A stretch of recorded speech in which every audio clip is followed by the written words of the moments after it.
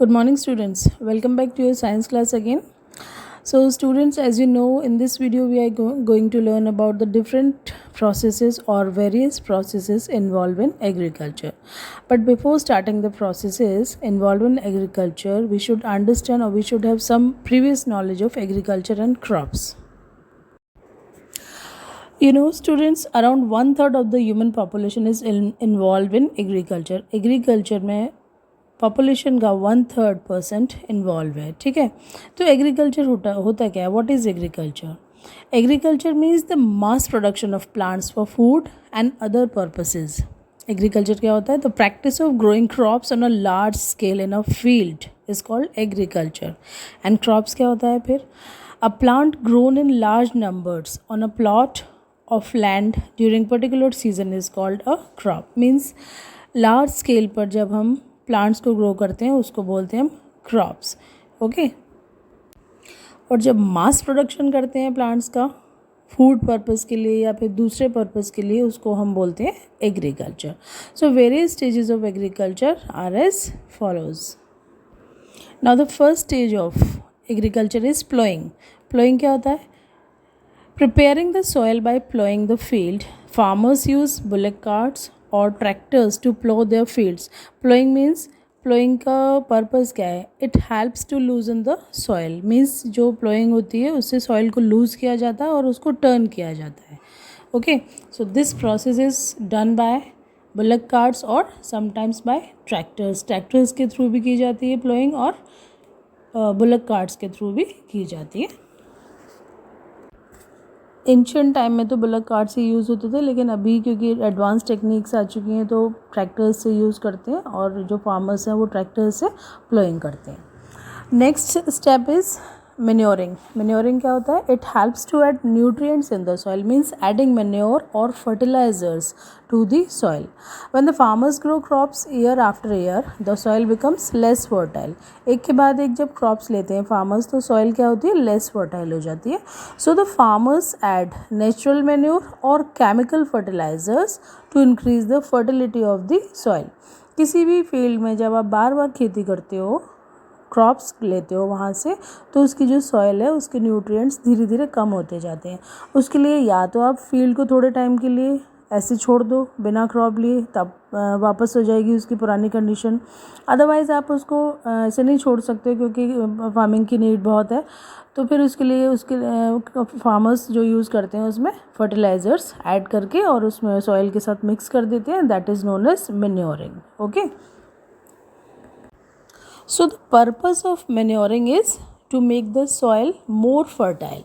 Purpose क्या है manuring का? मैन्योरिंग करने से सॉइल फिर से फर्टाइल हो जाती है जैसे वो पहले थी. Now the next process is sowing seeds. Plants grow from these seeds. यानी कि sowing healthy and good quality of seeds. बीज को बोना. Sowing means होता है बीज को खेत में बोना. Healthy seeds are sown either manually in grooves made by the farmers while preparing the field or through machines called seed drills. तो या तो हाथ से farmers उसको seeds को डालते हैं या फिर उसके लिए भी मशीन्स का यूज़ किया जाता है, ट्रैक्टर्स का यूज़ किया जाता है, जिससे वो ड्रिल बना देते हैं. छोटे छोटे जो फील्ड के बीच में गैप्स होते हैं उसको बोलते हैं ड्रिल्स. और उसमें धीरे धीरे करके मतलब क्वांटिटी जितनी रिक्वायर्ड होती है उतने ही सीड्स उसमें एक बार में अप्लाई किए जाते हैं या फील्ड के अंदर डाले जाते हैं. फिर से उसको मिट्टी से कवर किया जाता है और फिर थोड़े टाइम बाद उसमें से जर्मिनेशन स्टार्ट होता है और एक नई क्रॉप शुरू हो जाती है वहाँ पर बनना. तो this is all about the sowing of seeds. अब जब आप सोइंग कर रहे हो या फार्मर्स जब भी सोइंग करते हैं तो सीड के साथ में हेल्दी सीड होना चाहिए और अच्छी क्वालिटी का सीड होना चाहिए. अच्छी यील्ड के लिए seeds should be healthy end of good quality. Okay, तो सीड हमेशा अगर आपका डिजीज़ फ्री होना चाहिए, हेल्दी होना चाहिए और गुड क्वालिटी का होना चाहिए, तभी आपको एक अच्छी सी क्रॉप मिलेगी. Sowing can be done with the help of tractors also. Now the next step of farming is or agriculture is irrigation. Irrigation means watering of plants. Watering the land regularly for the crops to grow well is called irrigation. Irrigation क्या होता है? पेड़ पौधों को या फिर जो crop है उसको इरिगेट करना या फिर पानी देना। कुछ मॉडर्न मेथड्स के थ्रू दिया जाता है। Modern methods of irrigation such as sprinkler are common nowadays. जैसे आप पिक्चर में देख सकते हो स्प्रिंकलर है ये। स्प्रिंकलर के जो बेनिफिट्स हैं वो मिट्टी को एक तो लूज़ नहीं करता है, सॉइल की जो प्लांट की रूट्स हैं उनको बैरन नहीं बनाता है या फिर उनको लूज़ नहीं करता है, सॉइल इरोजन नहीं होता है स्प्रिंकलर से। और दूसरे अदर जो मेथड्स हैं, फ्यूजन है या फिर ड्रिल्स है, उससे क्या होता है डिफरेंट क्रॉप्स को ड्रिप इरिगेशन भी हो सकता है उसमें एक, तो क्रॉप के अकॉर्डिंग उसको इरिगेट किया जाता है, जैसी क्रॉप होती है उसी टाइप का उसका इरिगेशन होता है। तो irrigation means it supplies sufficient water to plants for growth. So you can see the different ways of irrigation through which we can irrigate the crops. Ancient time में जो फार्मर्स थे सिर्फ rain water पर depend रहते थे, लेकिन अभी क्या है कि ट्यूबवेल और दूसरे सोर्सेज से अपने क्रॉप्स को इरिगेट करते हैं farmers. Now the next step is protecting the land from weeds and paste. Weeds क्या होता है? Weeds means unwanted plants growing among crops. तो क्रॉप्स के बीच बीच में कुछ ऐसे पौधे ग्रो कर जाते हैं जो आपको नहीं चाहिए, दैट इज़ कॉल्ड वीड्स। इनको अपरूटेड कर देते हैं फार्मर्स। या फिर पेस्ट क्या होते हैं? Insects and animals that harm the crops. वो इंसेक्ट्स या एनिमल्स जो क्रॉप्स को हार्म पहुंचाते हैं, उसके लिए क्या किया जाता है? Spraying pesticides. It kills the pest and protects the crops. So the farmland is protected from the weeds and pest by spraying chemicals called weedicide and pesticide. Weedicide means जो weeds को kill करते हैं, and pesticide the chemical which kills the pest respectively.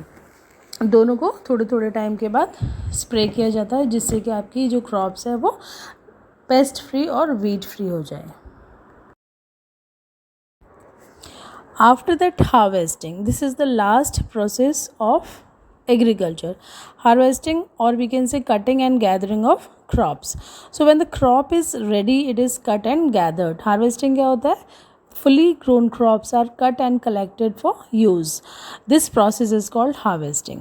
Harvesting can be done manually or with the help of machines called harvesters. या तो manually जैसे हाथ से लोग करते थे कटाई, उसके बाद में उसको स्टोर करते थे, या फिर मशीन्स की हेल्प भी ली जाती है आजकल। तो हार्वेस्टिंग क्या हो गया? The fully grown crops are cut and collected for use. And the last is storing. Harvesting के बाद क्रॉप्स जाती है वेयर हाउसेज में या फिर स्टोरेज हाउस में, या फिर जिनके घरों में स्टोरेज के लिए सफिशिएंट स्पेस होता है वो अपने घर में भी स्टोर करते हैं। तो last is storing. Harvested crops are stored in dry and well ventilated places that are free from germs and pest. कभी भी आपके यहाँ गेहूँ या फिर राइस स्टोर किया जाता है तो आप देखना कि उसको जर्म फ्री करने के बाद ही उसको स्टोर किया जाता है, या फिर उसमें कुछ ऐसे केमिकल्स ऐड किए जाते हैं जिससे कि उसमें जर्म्स नहीं आते। Now, you know children, different crops need different climatic conditions to grow. Her crop को एक प्रॉपर क्लाइमेट चाहिए होता है ग्रो करने के लिए। Means a particular crop may grow well in one season and may not grow well in another season. Means जो सर्दियों में ग्रो करती है क्रॉप्स वो गर्मियों में ग्रो नहीं कर सकती। Some crops grow well in hot climate while some grow well in cold climate. Some need less water to grow while some need a lot of water and hence grow well in areas that receive heavy rainfalls. यानी कि जो heavy rainfall होता है वहाँ पर भी grow कर सकती है। So therefore farmers grow crops based on the climate suitable for each crop. Depending on the time of the year or the season in which they are grown, crops are of two main types, Kharif and Rabi crops. तो climatic conditions के आधार पे on the basis of climatic condition or the time we can divide the crops into two, Kharif and Rabi crops. तो first we will take Kharif crops. Kharif crops क्या होती है?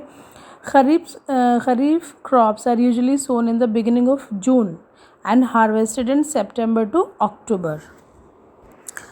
These crops are grown during this season because they need plenty of water. क्योंकि इनको पानी ज़्यादा चाहिए होता है, इसीलिए इनको इस वेदर में ग्रो करते हैं फॉर गुड यील्ड। यानी इनकी जो क्रॉप है या फिर जो यील्ड है वो अच्छी आती है, which they get from the monsoon rains. क्योंकि मानसून सीज़न में नेचुरल इरिगेशन हो जाता है, इसीलिए इस क्रॉप को हम इस सीज़न में ग्रो करते हैं जून से लेकर सितंबर अक्टूबर के बीच में। And the next crop is rabi crops. Rabi crops are grown in winter from November and harvested in April. नवंबर में ग्रो की जाती है, हार्वेस्टिंग कब होती है इनकी? अप्रैल में. These crops do not require much water for growth, क्योंकि इनको पानी ज़्यादा नहीं चाहिए होता है, इसीलिए हम इनको नवंबर से लेके अप्रैल के बीच में ले सकते हैं. So examples of kharif crops are cotton, maize, paddy, sunflower, soybean and millet etc.